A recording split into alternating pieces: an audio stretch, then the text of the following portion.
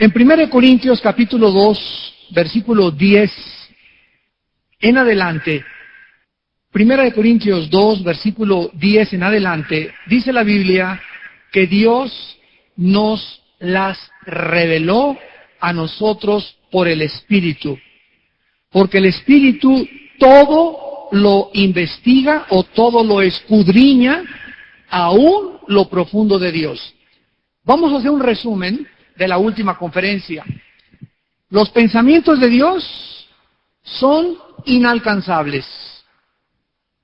El conocimiento de Dios es demasiado vasto, demasiado grande, demasiado profundo, para que ningún ser humano pueda jamás, a través de la investigación científica o del estudio filosófico, o de la meditación del budismo o de la meditación trascendental o etcétera, etcétera, ningún ser humano tiene la capacidad, porque el pecado ha hecho tantos estragos en nuestra mente, nuestra capacidad está tan reducida intelectualmente para comprender los pensamientos que van más allá de nuestra capacidad para comprenderlos, que nunca hubiéramos podido conocer a Dios si Dios no hubiera bajado a este mundo a decirnos cómo es Él. Jesucristo es el único líder religioso, es el único líder espiritual de todos los que han aparecido en toda la historia, que ha dicho: el que viene de arriba es sobre todos. El que viene de arriba es sobre todos, y además conoce a Dios. En Mateo 11, 24 y 25 Jesús dijo: nadie conoce al Padre sino el Hijo, y aquel a quien el Hijo lo quiera revelar. O sea que cuando venimos a la Biblia, descubrimos que cualquier ser humano que quiera conocer a Dios, nunca lo va a conocer más que a través de Jesucristo. Si tú quieres conocer a Dios, necesitas conocer al Hijo, porque Dios asignó o designó al Hijo como el vehículo, el instrumento para conocer al Padre. Entonces, el ser humano no va a conocer a Dios a través del Dalai Lama, o a través de irse a un convento, o a través de la meditación, o a través de la reflexión, o del ascetismo, o aislarse del mundo, o a través de viajar, irse al Tíbet, o irse allá con los lamas, o no sé en dónde lo quieras ir a buscar. De acuerdo a la Biblia, nadie puede conocer a Dios más que a través de Jesucristo. ¿Qué necesita el ser humano para comenzar a conocer a Dios? El ser humano necesita, ya que Cristo hace 2000 años subió al cielo después de ser crucificado y a los 3 días resucitó, cuando Jesucristo ascendió al cielo, la Biblia dice que está ahorita sentado, no está delante del Padre, está junto al Padre sentado, porque su obra la terminó para siempre. No hay nada que agregarle a la comisión y a la obra de Cristo en la cruz del Calvario. Y ahí está sentado junto al Padre Jesucristo. Y cuando Él subió al cielo, les dijo a los discípulos: no los voy a dejar huérfanos. El hecho que yo me vaya al cielo no implica que aquí abajo en la tierra ustedes no van a tener quien los guíe, quien les diga a dónde ir, cómo estudiar y cómo es la mente de mi Padre. Jesús dijo: les enviaré al Espíritu Santo. Les enviaré al Consolador para que esté con ustedes para siempre. Entonces Jesucristo sube al cielo y 50 días después, exactamente de la resurrección, viene el día de Pentecostés. Y es el día en que el Espíritu Santo cae en este mundo para quedarse para siempre con los seres humanos que hayan creído en la obra que Cristo hizo en la cruz del Calvario para pagar por nuestros pecados a través del derramamiento de su sangre. ¿Qué necesitas en esta noche para poder comenzar a conocer a Dios? ¿Y dónde lo vas a conocer? En la Biblia. La Biblia contiene, sígueme con cuidado, la mente de Dios. Y cuando tú vienes a la Biblia con la mente de pollo que tenemos todos, con el chip que tenemos insignificante, y quieres comprender todo, chocas ¿con quién? Con la mente de Dios. Es igual que si yo no sé japonés y abro un libro en japonés y para mí todo es jeroglíficos. Pero alguien viene y me dice, mira, esta es la A, esta es la B, esta es la C. Cuando te conviertes a Cristo, vienes a la Biblia y el Espíritu Santo se convierte en tu maestro y en mi maestro. Y cuando abro la Biblia, tengo alguien, una persona. El Espíritu Santo es una persona dentro de mí que me ilumina la mente, me arregla las neuronas de tal manera que cuando comienzo a leer la Biblia, la comienzo a entender poco a poquito. Pero es el Espíritu Santo dentro de tu vida y dentro de mi vida el que nos abre la mente para que entendamos la Biblia y la mente de Cristo. Ahora, si tú no vienes diario a la Biblia, si tú no lees diario la Biblia, si tú antes de acostarte no lees diario la Biblia, te van a pasar así los meses y los años y vas a seguir sin entender muchas cosas que ya deberías de entender en esta noche. Miren ustedes esta verdad en Hebreos capítulo 5. Hebreos capítulo 5. Y dice el versículo 11 al versículo 14. Hebreos 5, del 11 al 14. Acerca de esto, tenemos mucho que decir y difícil de explicar. Porque cuantos habéis hecho tardos para oír, porque debiendo ser ya maestros, después de tanto tiempo, tenéis necesidad de que se os vuelva a enseñar cuáles son los primeros rudimentos de las palabras de Dios. Pablo les escribe a un grupo de cristianos que querían regresar al judaísmo, los hebreos. Por eso se llama la carta a los hebreos. Y este grupo de cristianos querían aceptar a Cristo y vivir para Cristo, pero circuncidarse. Aceptar a Cristo, pero celebrar el sábado. Aceptar a Cristo, pero seguir con los ritos y con las ceremonias. Pero el problema es que estos cristianos ya tenían 10, 15 años de ser cristianos.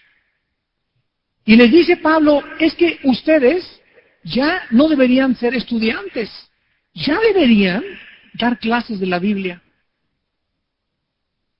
Ya deberías de estar enseñando a alguien, a tus hijos, a tus empleados en tu trabajo. En México tenemos muchísimos hombres de empresas en la iglesia que antes de comenzar a trabajar les dan un devocional.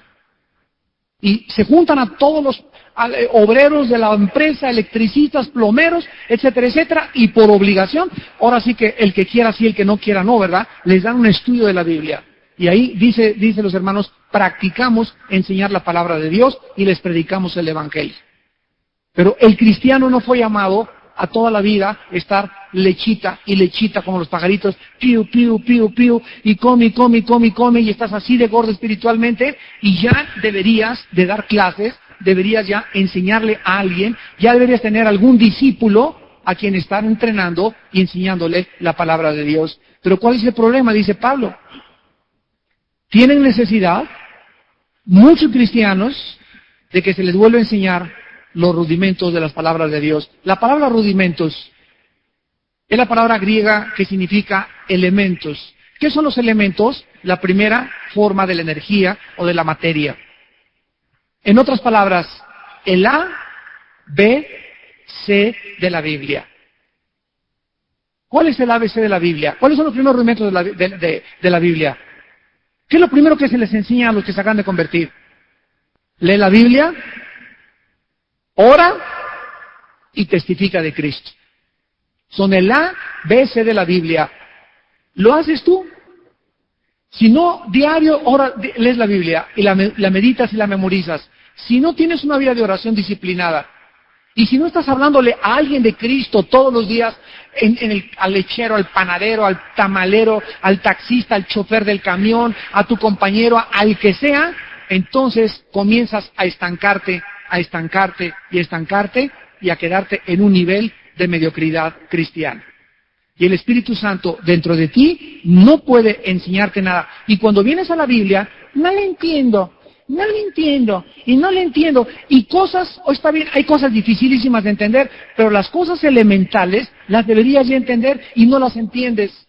Y dice aquí en Hebreos capítulo 5, ¿cuál es el problema cuando una persona se queda retrasada en su conocimiento de la palabra de Dios? Dice el capítulo 5 a continuación, porque debiendo ser maestros, tienen necesidad de que se les vuelva a enseñar los rudimentos.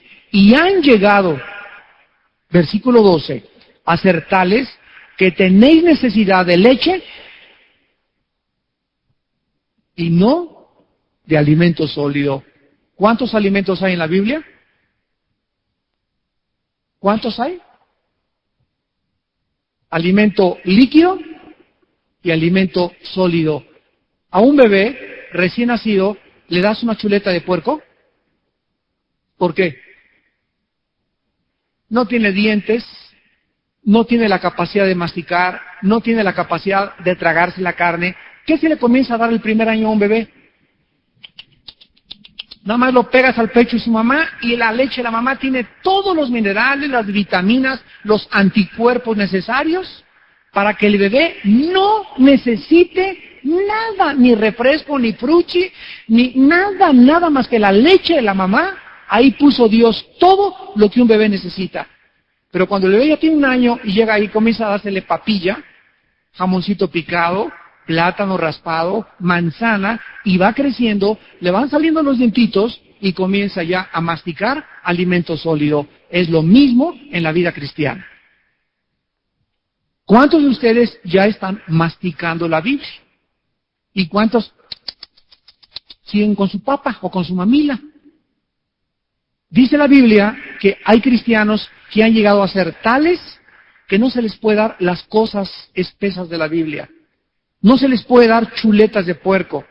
No podemos partir carne porque no tienes dientes, porque no has crecido espiritualmente. Y dice el versículo 13, este es el peligro de seguir siendo niño. Todo aquel que participa de la leche es inexperto en la palabra de justicia porque es niño. ¿Qué es lo que te hace ser niño? Hacerte inexperto. ¿Quién es un inexperto? Una persona que no tiene experiencia. Llega un testigo de Jehová, llega un mormón a tu casa, llega un budista y te comienza a agredir. ¿Y qué es la palabra del Espíritu? ¿Cuál es la palabra? ¿Cuál es la espada del Espíritu? La Biblia. ¿Y tú? En lugar de tas con la palabra, ¡pum! Y refutando argumentos y toda altivez que se levanta contra el conocimiento de Dios, te arrinconan y, no, Chepo, a ver, pruébame, tienes un testigo de Jehová que Jesucristo es Dios. No, Chepo, no me acuerdo. Llega un budista, a ver, ¿por qué tú crees que es en Dios y por qué no crees en el nirvana ni en el karma de los budistas? ¿Qué es eso? ¿No has estudiado las sectas, no has estudiado las doctrinas heréticas de la palabra de Dios? Eres inexperto, o sea, no sabes defenderte. ¿Por qué? Porque debiendo ser ya maestro, tienes necesidad de que se te siga dando la leche. Y dice el versículo 14, pero el alimento sólido, la carne de la Biblia, es para los que han alcanzado, ¿qué cosa? ¿Sabían ustedes, hermanos amados, que hay seres humanos que ya tienen 40 años de edad, 50 años de edad, y siguen siendo inmaduros? Yo conozco personas de 60 años de edad, que no importa cronológicamente, debiendo ya ser qué cosa, un maestro, un padre, una persona que dé consejos sabios, siguen teniendo mentes de chamaquitos, y mujeres que tienen 40 años que parecen chamaquitas de 15 años. Como sea en mi tierra, por muy brutas que sean. ¿Por qué? Porque nunca han madurado, nunca han tenido un carácter en la vida para madurar. Y lo mismo pasa espiritualmente. El alimento sólido es para alcanzar madurez. Dios quiere que alcancemos, ¿qué cosa? Un nivel espiritual que se llama de madurez. Porque en ese nivel vamos a entender las cosas profundas de Dios. Muy bien, casi toda la historia humana ha sido una búsqueda para encontrar la verdad. Todas las personas que han ido a buscar al Dalai Lama, o cuando viene un gurú, o cuando viene un hombre iluminado, entre comillas, ¿a qué van a oírlo? A creer que van a encontrar la verdad en ese hombre. Ahora en el Auditorio Nacional tengo todas las conferencias del Dalai Lama, me las mandaron por internet. En el Auditorio Nacional el Dalai Lama dijo, el origen del sufrimiento es la ignorancia. Y la única forma de triunfar en la vida es viviendo en paz y perdonando a los semejantes. Y ayer acaba de decir que todas las religiones son necesarias para poder encontrar la paz. Estas preguntas que vamos a hacer a continuación, nadie las ha contestado más que la Biblia. ¿De dónde venimos? El Dalai Lama dice que no sabe de dónde venimos, que no tiene idea del origen del universo porque no cree en Dios. Dijimos ahorita antes de que comenzara la conferencia que el budismo es una religión atea. ¿Sabías eso? Es una religión atea. A significa sin, teos, Dios. Ateo significa sin Dios. Entonces, ¿en qué cree el Señor? ¿Cuáles son sus conceptos morales para poder tener una plataforma y decir, bueno, si no hay Dios, entonces ¿qué hago en esta vida? ¿Quién tiene las respuestas entonces? Una cosa está claramente demostrado, el ser humano no tiene las respuestas. Repito, Dios tuvo que mandar a Jesucristo al mundo para poder revelarnos qué es la verdad. Y la razón por la cual existimos y la razón a dónde vamos. ¿Cómo es posible que el ser humano crea más fácilmente la mentira que la verdad? ¿Qué acaso todas las personas que cuando llega un líder religioso en México, ¿qué no saben que hay una Biblia? ¿Saben o no saben? ¿Y no saben que aquí está la verdad? ¿No saben todos los de la religión católica, los hinduistas, los judíos, que no saben perfectamente bien que hay un libro que se llama la Biblia, donde Jesús aparece diciendo, yo soy el camino, la verdad y la vida, y Él es la fuente de toda la sabiduría?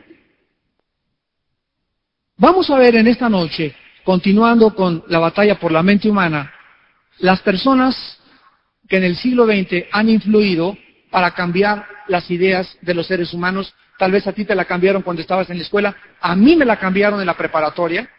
Cuando estaba en la preparatoria me cambiaron mi mente los comunistas, las ideas de Carlos Marx. Después, a los 16 años, Friedrich Nietzsche, el filósofo que les voy a continuación a hablar, me cambió también mi manera de pensar, pero yo no conocía la Biblia. Entonces, cuando no conocemos la Biblia, estamos abiertos a todo viento de doctrina, a toda ideología, a toda filosofía, porque estamos buscando la verdad. Queremos saber para qué estoy aquí en la tierra, a dónde me dirijo, cuál es el propósito de mi vida. ¿Tiene algún propósito mi vida? ¿O somos animales y somos vegetales y como plantas y nada más vivimos y nos morimos y regresamos a la oscuridad? ¿O tiene nuestra vida un propósito y un significado? Friedrich Nietzsche, apúntalo, Friedrich Nietzsche, en la secundaria y en la prepa va a ser el ídolo de tus maestros. Por eso te digo, prepárate, joven universitario, y tú que estás en la prepa y en la secundaria. Friedrich Nietzsche es el ídolo de los maestros de secundaria y de preparatoria, y te van a bombardear con sus enseñanzas. Friedrich Nietzsche influyó grandemente en la vida de Adolfo Hitler. Y él se hizo famoso por su frase, Dios está muerto. Él escribió el libro que se llama Zaratustra, o Así hablaba Zaratustra, que es el más famoso de él. Y a los 38 años de edad, Friedrich Nietzsche se convierte en homosexual. A los 42 años, lo meten a un hospital psiquiátrico. Y al llegar casi a los 50, 55 años de edad, se muere absolutamente loco de sus facultades mentales. En su casa de Alemania, él había puesto a la entrada, Dios está muerto. Y cuando murió Nietzsche, alguien borró eso y le puso arriba, Nietzsche murió, Dios sigue vivo. Otro hombre que también fue un ateo en el siglo pasado y que también influyó grandemente en los Beatles, un conjunto que en los 60s se hicieron famosos porque John Lennon, su fundador y director principal, dijo estas palabras: yo soy más famoso que Jesucristo. Este grupo llamado de los Beatles fueron al Tíbet y ahí estuvieron metiéndose con los lamas, y cuando regresaron del Tíbet a Londres comenzaron a fumar marihuana. La marihuana en los 60s casi no se conocía.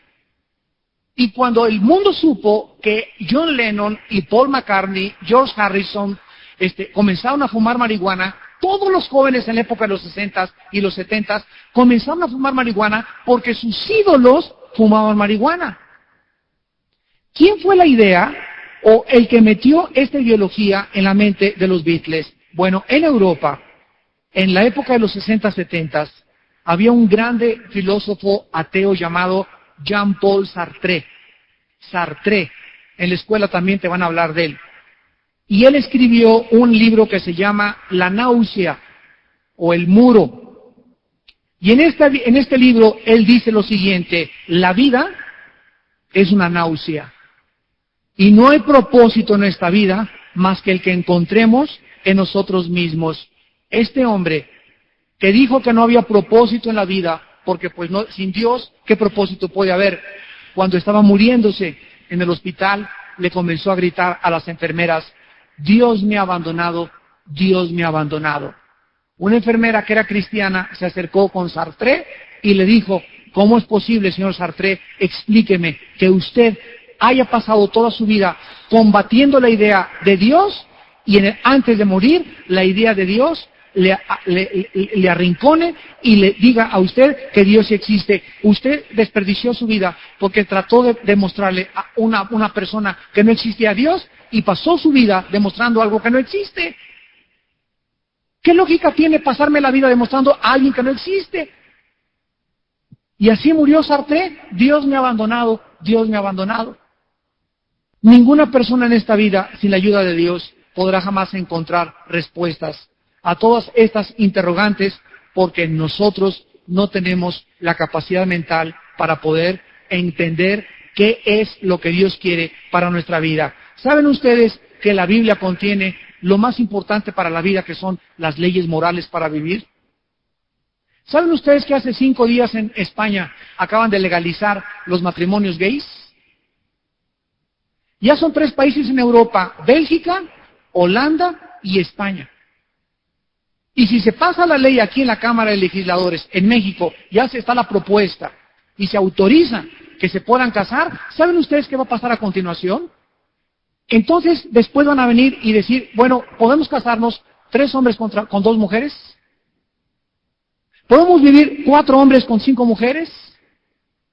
Y si se autorizó a los gays, ¿por qué no se va a autorizar 3 hombres con 3 hombres o 3 hombres con 3 mujeres? Los niños, dentro de 15 o 20 años, ¿dentro de qué familias van a crecer? ¿Qué imagen van a tener del hombre y qué imagen van a tener de la mujer? Se les acaba de autorizar en España que se puedan casar, además que puedan tener herencia, que se puedan divorciar y además que puedan mantenerse el uno al otro con leyes del Seguro Social. Las leyes morales que Dios estableció en la Biblia son absolutas y son preceptos que no están sujetos a revisión por ningún potentado o por ninguna Suprema Corte de ninguna nación. Rechazar la ley moral de Dios y decir que yo voy a establecer mis leyes para vivir, y que si en España legalizaron el matrimonio gay, me voy a ir a España para que ahí yo pueda vivir como a mí me da la gana, es en ese momento ponerme una cuerda en el cuello y ahorcarme. Se llama suicidio intelectual y moral. Miren ustedes algunos pasajes, por ejemplo el Salmo 85, Salmo 85, versículo 8. Escucharé lo que hablará Jehová, Dios, porque hablará paz a su pueblo y a sus santos para que no se vuelvan a la locura. ¿Qué es la locura? Darle la espalda a Dios. ¿Cómo puedo comenzar a suicidarme intelectual y moralmente? Cuando le doy la espalda a Dios y comienzo yo a establecer mis propias leyes. A decidir yo y no Él lo que es bueno y lo que es malo. Para mí eso no es malo y para mí eso es bueno. ¿Sabes una cosa? No eres Dios. No eres Dios. Esto fue precisamente lo que Satanás, el argumento de Satanás cuando atacó a Adán y Eva en el huerto del Edén. Serán como dioses, conociendo el bien y el mal. Y en ese momento, cuando participaron del árbol del conocimiento de la bien y del mal, en ese momento ellos decidieron qué era el bien y qué era el mal. Ya no era Dios el que iba a decidir, ahora ellos iban a decir, esto es bueno y esto es malo, esto es lo que nos separa de Dios y se llama pecado. Entonces, siguiendo una línea de lógica elemental, no somos dioses. No tenemos la capacidad nosotros para decir lo que es bueno y lo que es malo, porque repito, se te para aquí enfrente un gay, ¿verdad? Y no, antes quiero hacer un paréntesis, nosotros los cristianos debemos amar a los homosexuales, debemos amar a las lesbianas, debemos amar a los narcotraficantes, debemos amar a las prostitutas, debemos de tener compasión y misericordia por ellos, pero no significa que estemos de acuerdo con la vida que llevan. ¿Ves la diferencia? Les voy a dar un ejemplo. Un día estaba yo en un hotel en Estados Unidos y fuimos como 8 pastores a un seminario y entonces entraron como 4 o 5 gays al hotel y un pastor amigo mío comenzó, ¡ay, chulis! ¡Qué guapa la muchacha! Y les dije, ¿saben qué, hermanos? Es vergonzoso que nosotros los agredamos de esta manera. En lugar de ir a acercarnos con ellos y decirles, Jesús los ama. Y ¿sabes una cosa? Hay medicina para tu vida. Tú puedes cambiar. Jesucristo puede darte el poder para cambiar de vida y mostrarte que tú eres hombre y que no eres una mujer. Pero no agredirlos, ni burlarnos, ni hacer mofa de ellos, porque eso es falta de compasión y de misericordia. Entonces tenemos que establecer claramente este punto. Dios odia el pecado, pero Dios ama a la persona.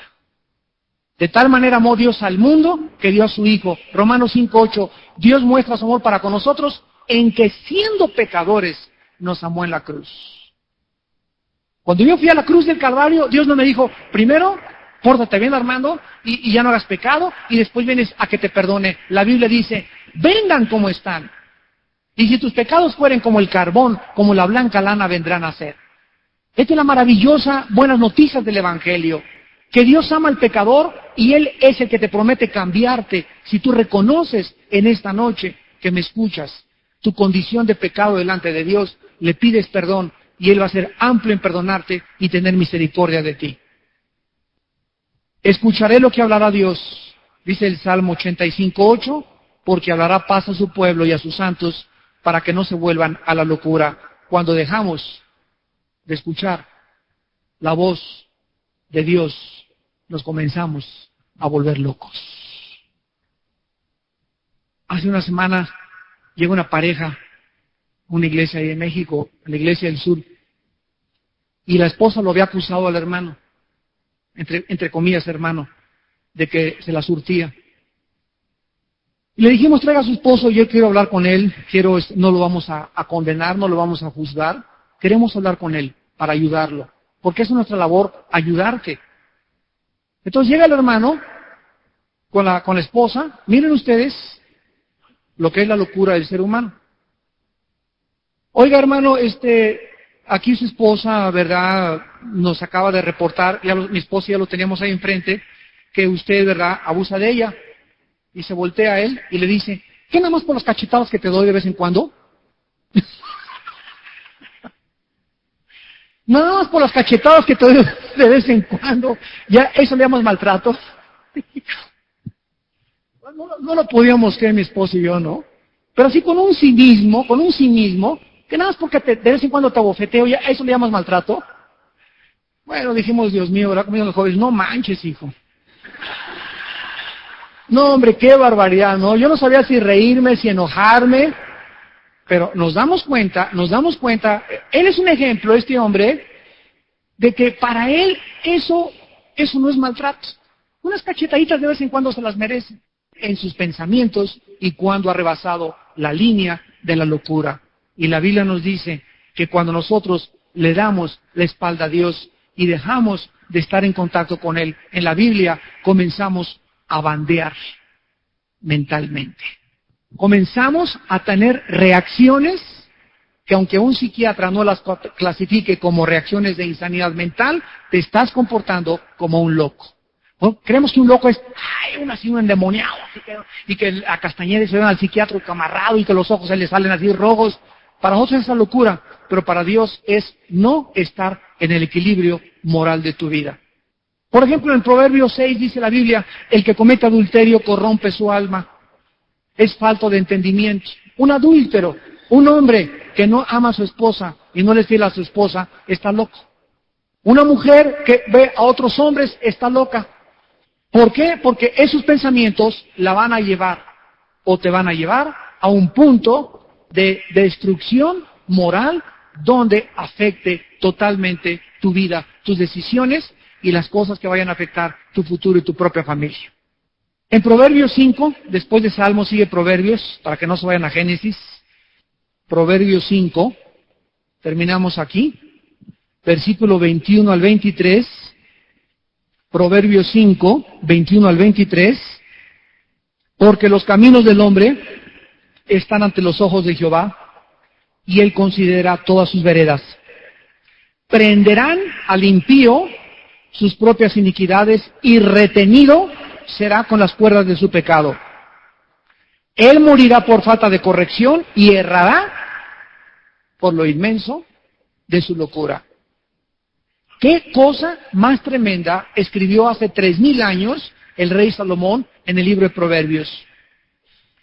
Que mis propios pecados y si yo me porto mal en la vida, y le pego a mi esposa, y robo, y no pago impuestos, y no pago diezmos, y llego tarde también el domingo a mi servicio. Hay gentes que llegan, cuando está el predicador, llegan a oír al predicador a su iglesia. Eso delante de Dios es pecado, y es un pecado muy grande, aunque tú no lo consideres así, porque es falta de respeto a tus demás hermanos.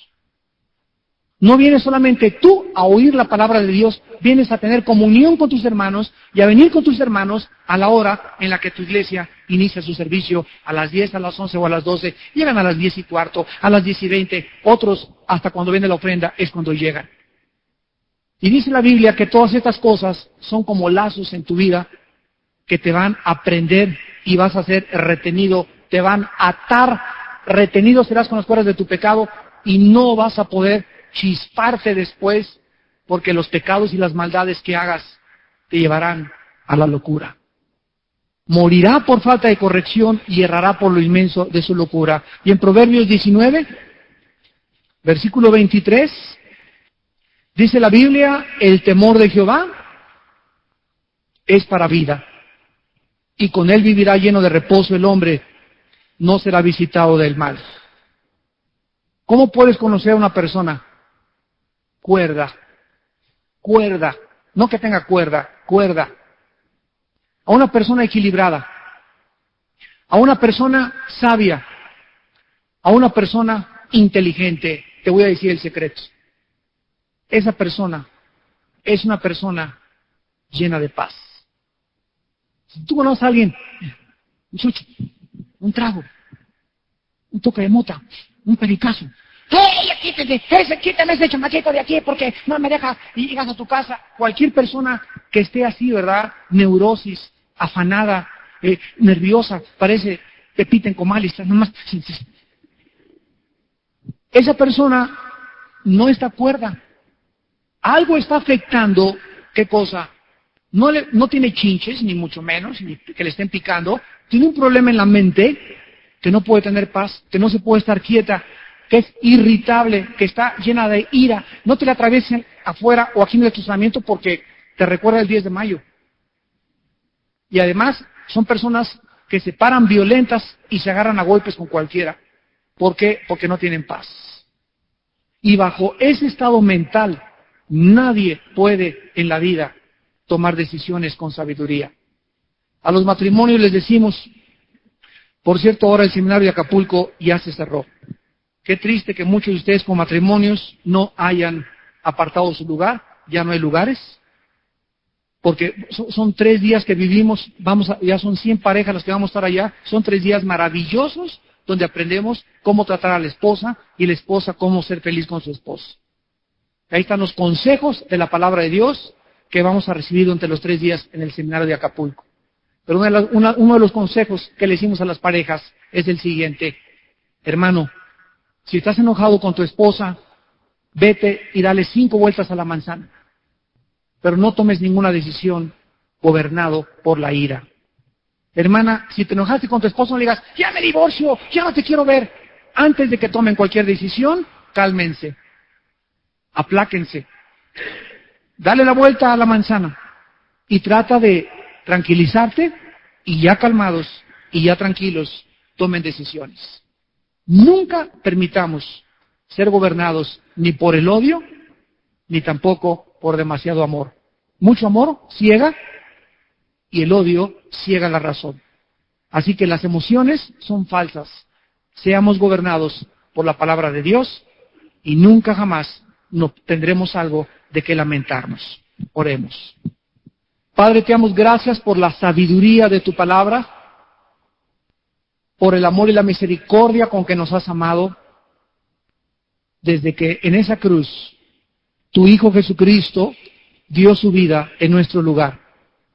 Te damos gracias por tu paciencia que has tenido para con todos nosotros y por la forma como nos sigues pastoreando, Señor, conforme a la sabiduría y a la inteligencia y al corazón de Jesucristo, nuestro buen pastor. En esta noche te pedimos, Padre, que tu palabra no vuelva vacía, que tu pueblo haya venido preparado en su corazón y que ya sean maduros para comenzar a comprender las cosas profundas de tu espíritu y la madurez necesaria para crecer en Jesucristo. Si alguna persona en esta noche quiere invitar a Cristo por primera vez a su vida, ahí desde tu lugar, haz la paz con Dios diciéndole estas palabras desde tu corazón. Dile a Dios, Señor mío y Dios mío, te pido perdón por mis pecados. Confieso que mi vida te ha ofendido y creo que en la cruz tu Hijo murió en mi lugar y derramó su sangre por mis pecados. Señor Jesucristo, te pido en este instante que entres a mi vida como mi Señor y mi Salvador. Te pido que me laves con tu sangre y me transformes en la persona que tú quieres que yo sea. Porque solo tú tienes el poder para cambiar mi vida. En el nombre de Jesús. Amén.